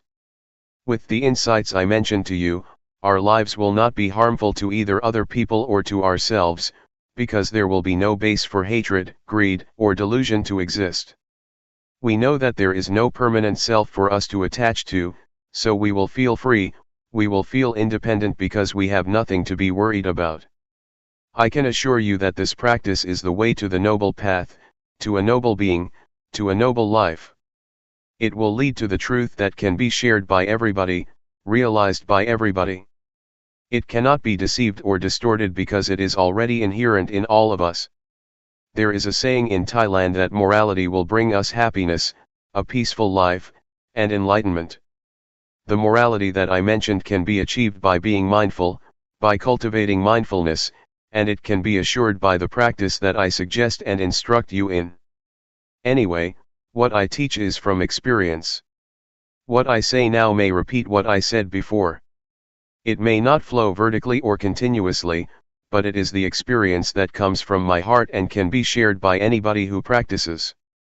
Enlightenment means there is no self to suffer, the self vanishes, so there is no base for suffering to exist. We do not need to act out of desire for enlightenment. We just practice, simply practice, and realization will come to us naturally because we carry out our actions. We make the cause and the outcome will take place independent of our desire. Enlightenment has to take place because we have created its cause. According to the law of causality, once we do this, that will happen whether you like it or not. So, you just practice. Action is called karma.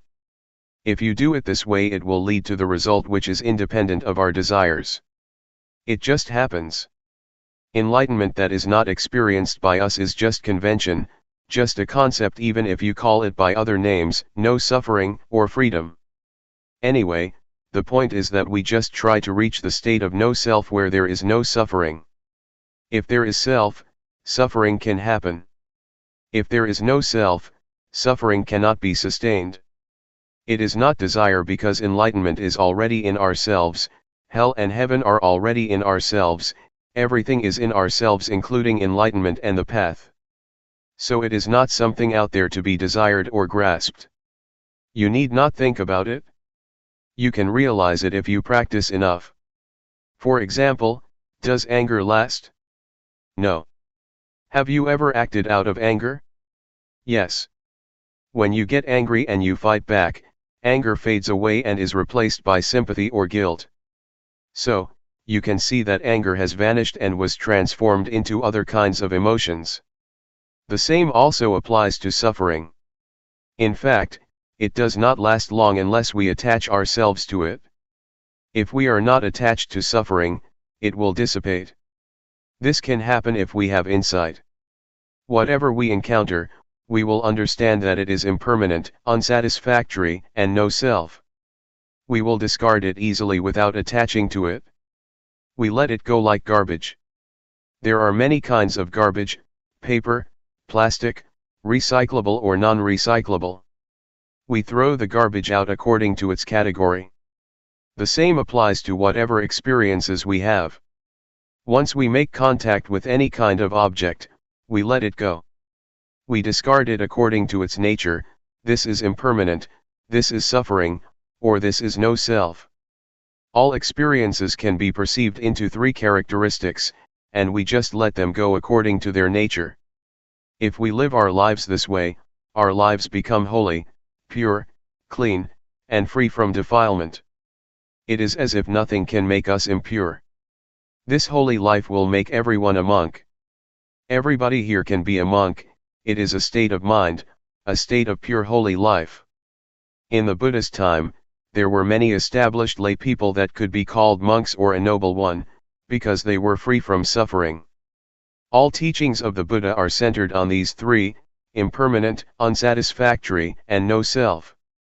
In the first sermon of the Buddha, he asked the 5 ascetics who would become the first group of noble beings, "Is there anything permanent?" They replied, "No, everything is impermanent." Buddha asked, "What is impermanent is suffering, isn't it?" They replied, "Yes, what is impermanent is suffering, or the causes of suffering." So, whatever is subject to suffering is without self, isn't it? He asked. "Yes," they replied. So, once the 5 ascetics understood that everything is no self, they were enlightened. So, this is the key teaching of the Buddha, the 3 common characteristics.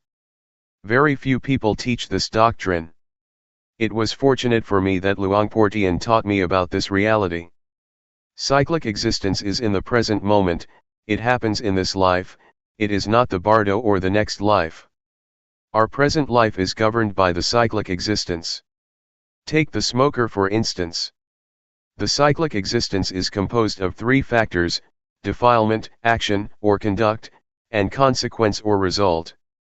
The smoker has a desire to smoke, and once they smoke there is addiction, and addiction leads to desire to smoke more, and it becomes a cycle: desire, smoke, addiction, desire, smoke, addiction. This is the cyclic existence. This cycle can be broken if the smoker rejects or abandons this habit. No smoke, no addiction, no desire.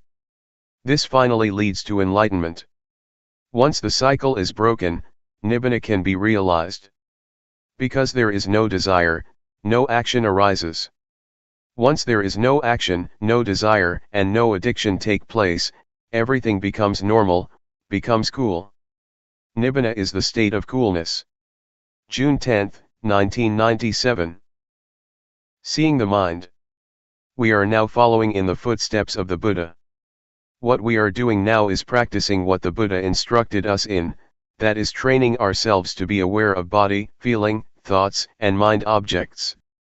But we should learn how to do it properly, otherwise we may suffer because of the feelings, thoughts, or mind objects that arise. Our practice may be delayed or obstructed by a lot of things, such as thoughts. In fact, what we should do is just be aware of them, but sometimes we act upon them, and thus another kind of thoughts arises. It is a kind of dual or two layers of thoughts, we act upon creating more thoughts. It is not the primary thoughts that create suffering for us, but the secondary thoughts. This reaction or response to thoughts makes us unhappy and will delay our practice. So, please avoid reacting to thoughts, just be aware of them, and then let them go. In Thai, meditation practice is called Apathibat. Apathy means to return. What we are doing now is returning, bringing our minds back home. We tend to be driven by emotions, thoughts, feelings, and elemental conditions. They drive our minds away from home. So, we have to bring our minds back home. This means we have to resist, to go against the stream of habit, go against the stream of thoughts or emotions.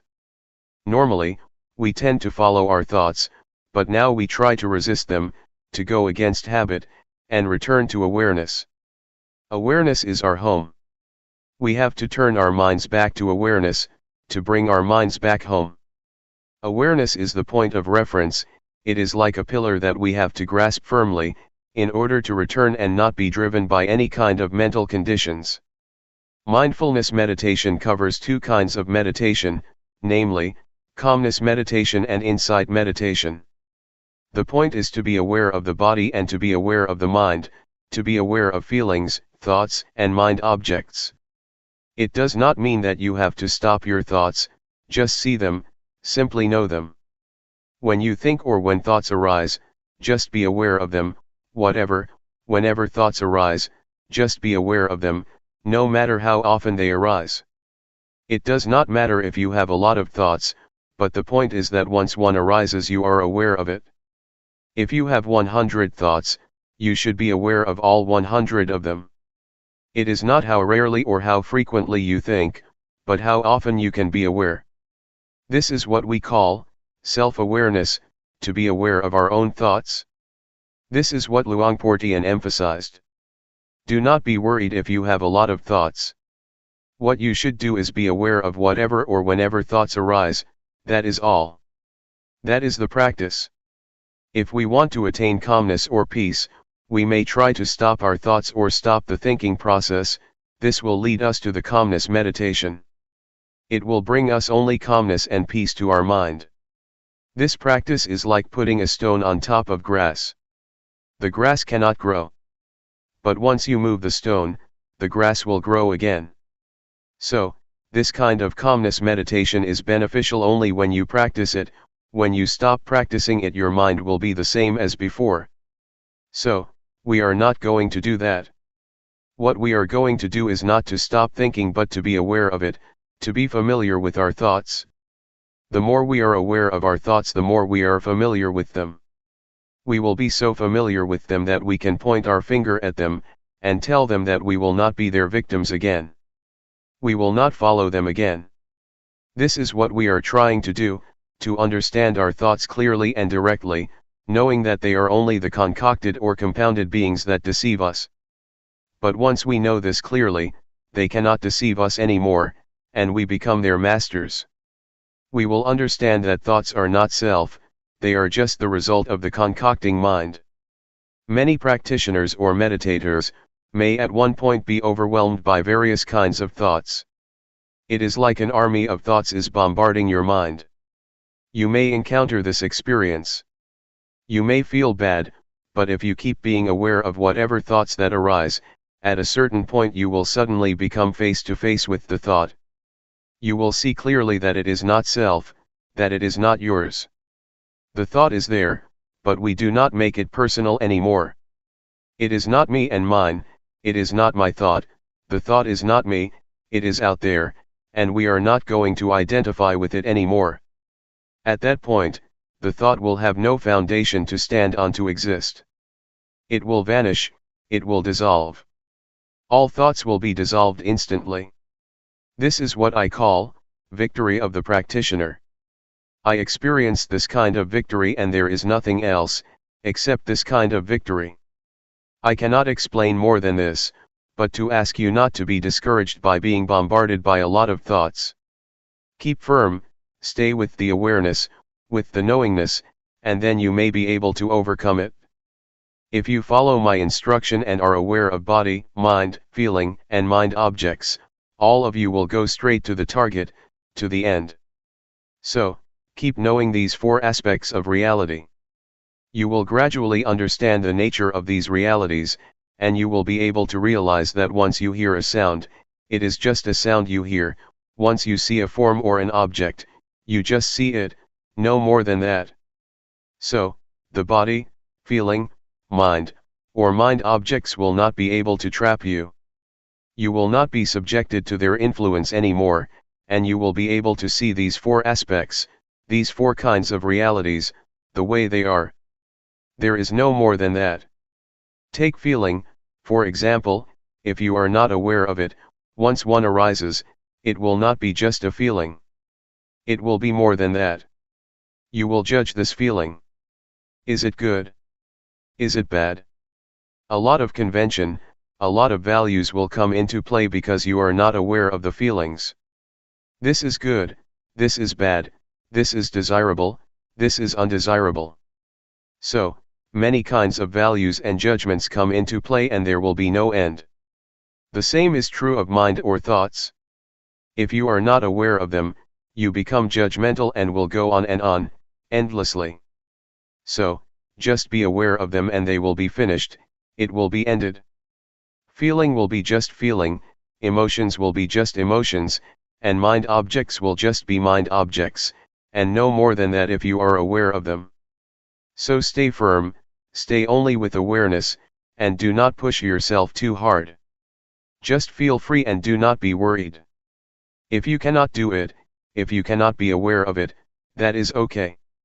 Do not feel bad for yourself, do not feel regret, oh, I made a mistake. No, just forget it, just go ahead with your practice. Eventually you will realize the truth through awareness. With awareness the truth will reveal itself. The truth of feeling, the truth of mind, the truth of mind objects, and the truth of body will reveal themselves without your memorizing from texts. These truths cannot be memorized, but it is in your capacity to realize them. From my personal interview, all of you have already experienced what is in yourselves. You did not experience something in your imagination. What you explained to me during the past few days is what you have experienced. It is inside yourselves, it is useful. Do not discard it. If you know how to see it properly, it may not be mindfulness that you wish for, but it is still useful for you to use it, for you to understand it. So, just try to learn from it, and it will give you insight or wisdom. What we have experienced so far is not beyond the realm of body and mind. This is the physical body, and feelings, thoughts, and mind objects are in the realm of the mind.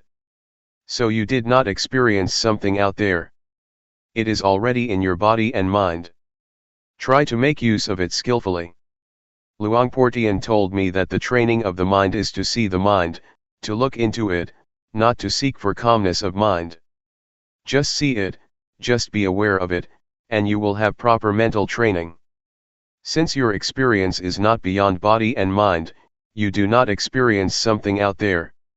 You experience what is already in yourselves. So, just feel free, feel relaxed and know that you have done nothing wrong. But if you see the image of hell or heaven out there, if you smell odor out there, if you see a vision of angels or a deity out there, you are traversing the wrong path. Please come back. Just try to see, be aware of what is already in your body and mind. That is all. Do not look beyond that. What you have already done may be called meditation, observing the precepts, or earning merit. The meditation you practiced has already covered what I just mentioned.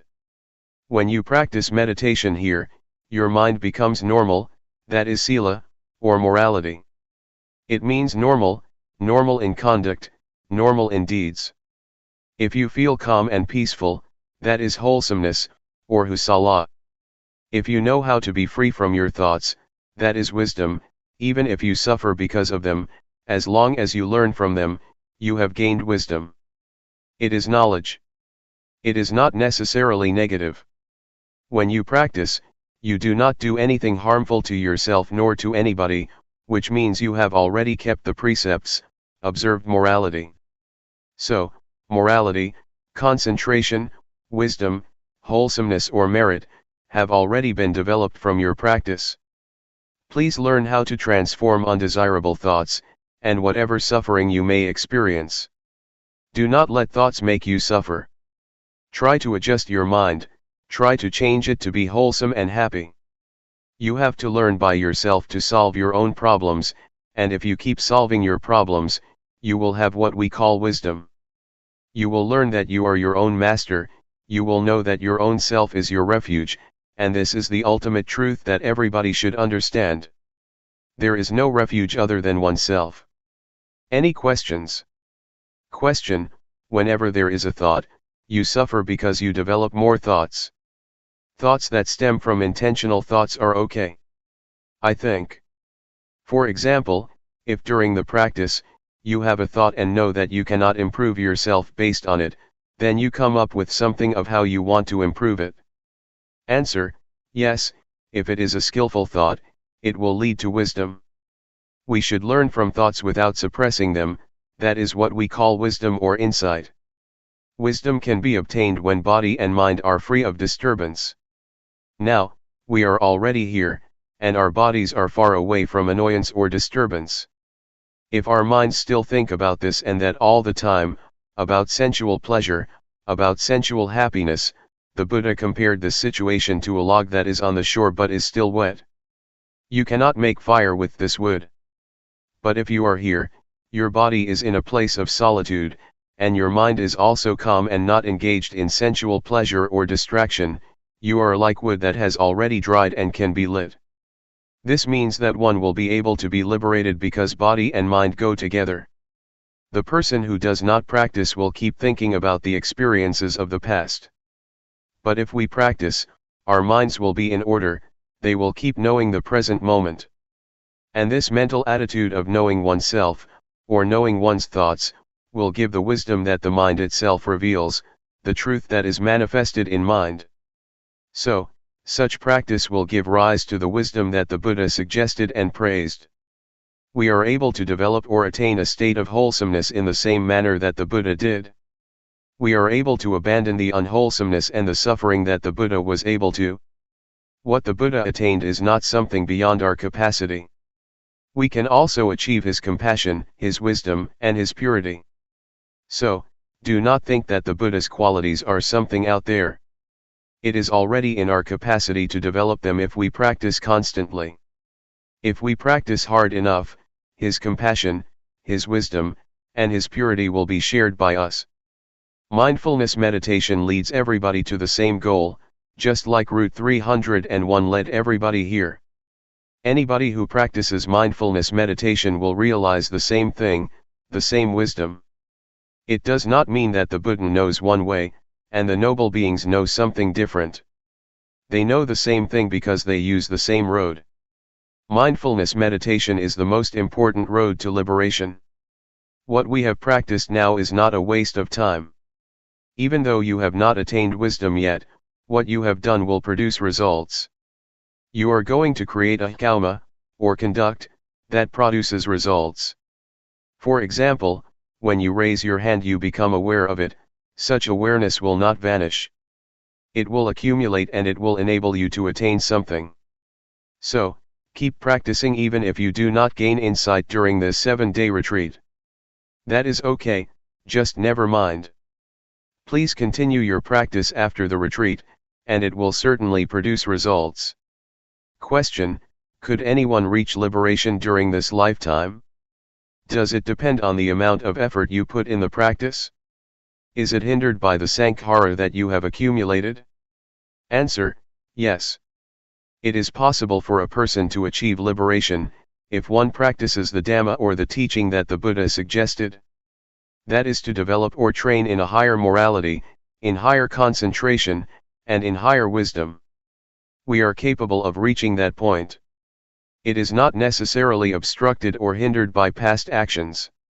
If we practice in the present life, we are able to liberate ourselves. I would like to ask you, is there tomorrow? The teaching of the Buddha is full of marvelous characteristics. It is what the Buddha practiced by himself, and it is beyond time. It can produce results beyond the limitations of time. It is what one can realize by oneself, and it can be achieved by anybody with no limitation, and only the practitioner will realize it. You cannot practice it for other people. This is what the Buddha said. There is tomorrow, but we do not know what the chances are for tomorrow, and we cannot do anything about tomorrow. What we can do is today. The past, or yesterday, is already gone and we cannot do anything for the past. What we did in the past is already in the past, we cannot do anything else now. So only today can we do something.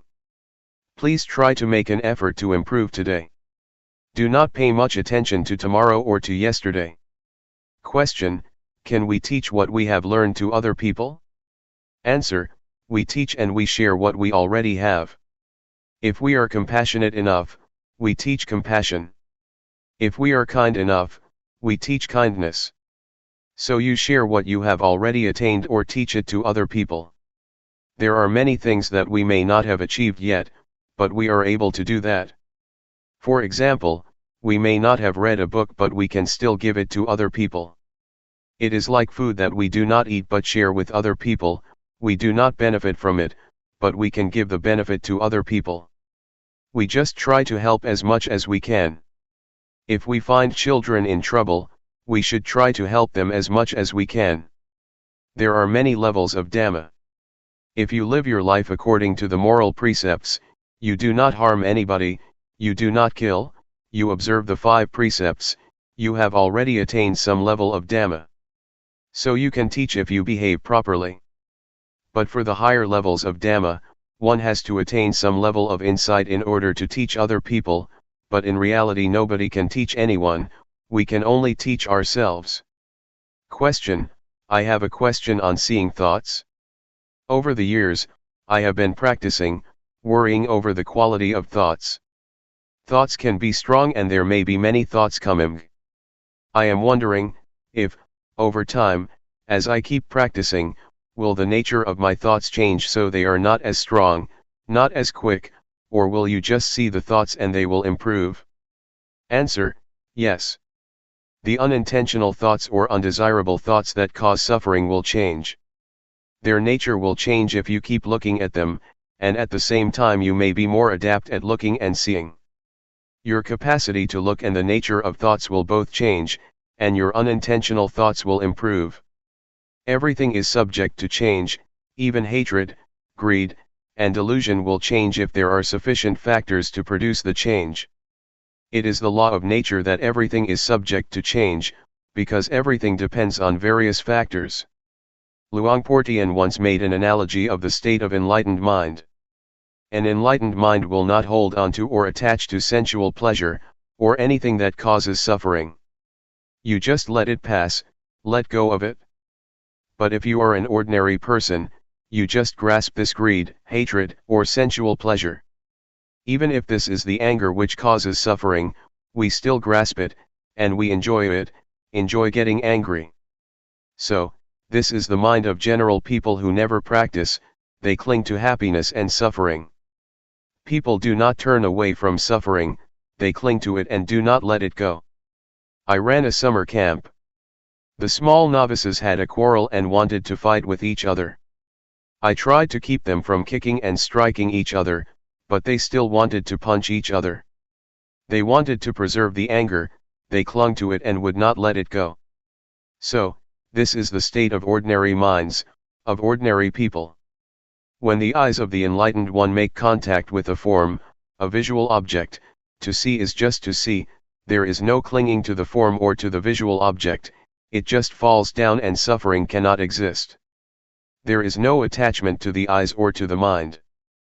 But for ordinary minds, once the contact has been made, they cling to the noise, to the object, and cannot let them go. In fact, Luangpor Teean compares it to clay. If you throw it at a wall and it sticks, it is like an ordinary mind, you cannot let it go. You just think about it over and over, and you become happy or suffer.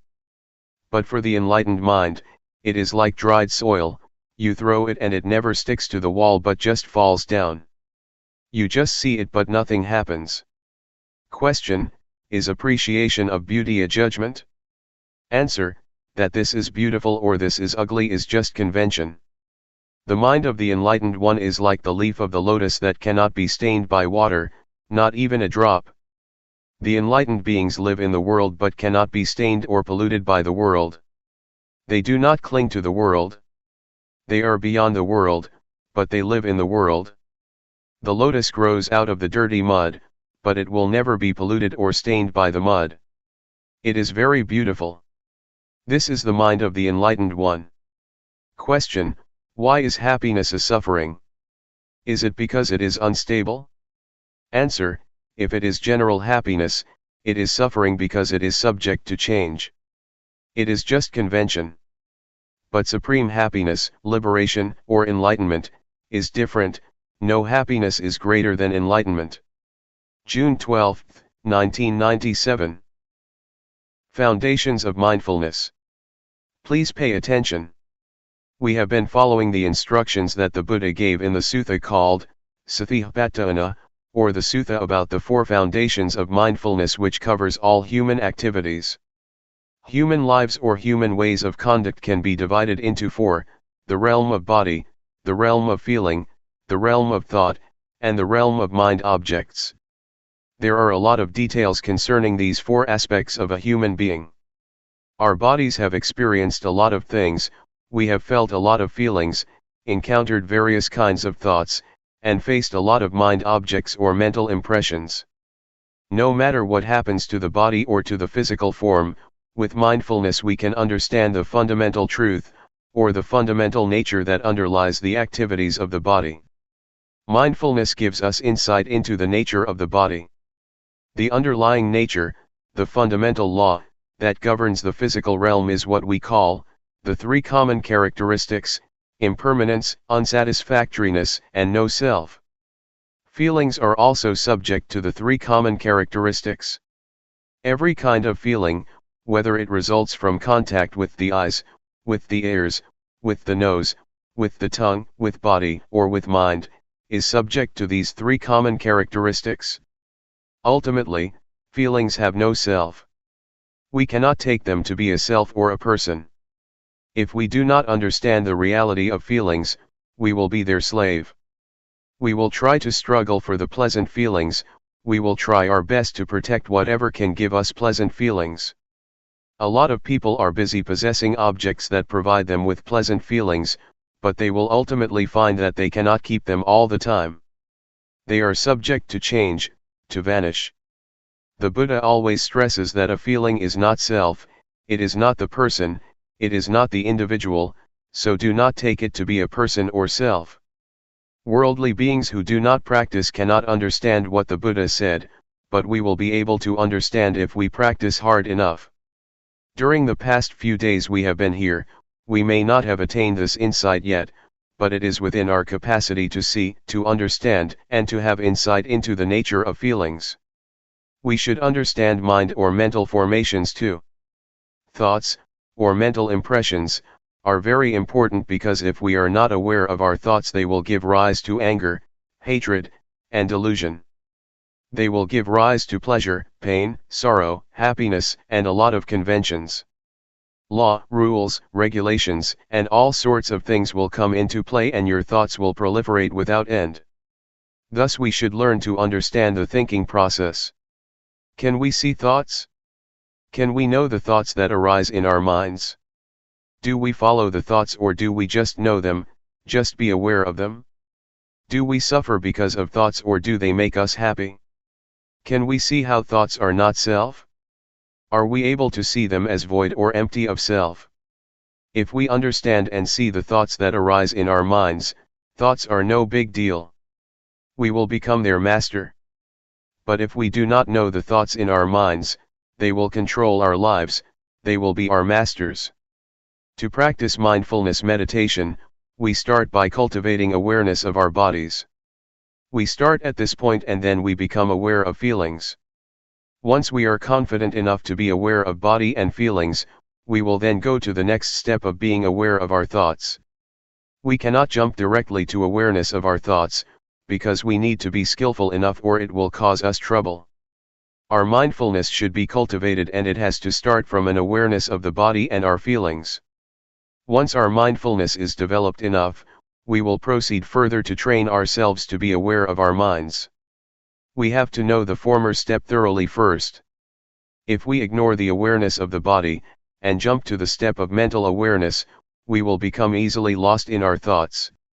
To handle our thoughts and mental impressions, we need to know their weak points. It is as thought we are going to handle a snake. Snakes are harmful, but the skillful person who knows their weak point can capture them without getting hurt. It is like handling an elephant. Elephants are very big and strong, much stronger than human beings, but if we know their weak point we can capture and harness them. Whatever strength it has, however powerful it is, it does not matter because we know how to handle it. The same goes for our relationship with our minds and our thoughts. We have to know the weak point of our thoughts, then we will understand and will be able to handle them. We should know what their source is and how they are conditioned. With this knowledge, thoughts will not be harmful anymore.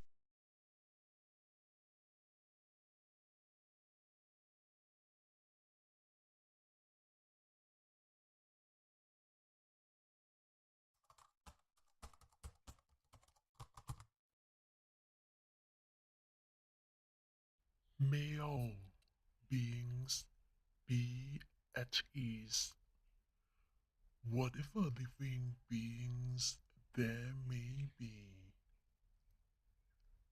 whether they are weak or strong, omitting none,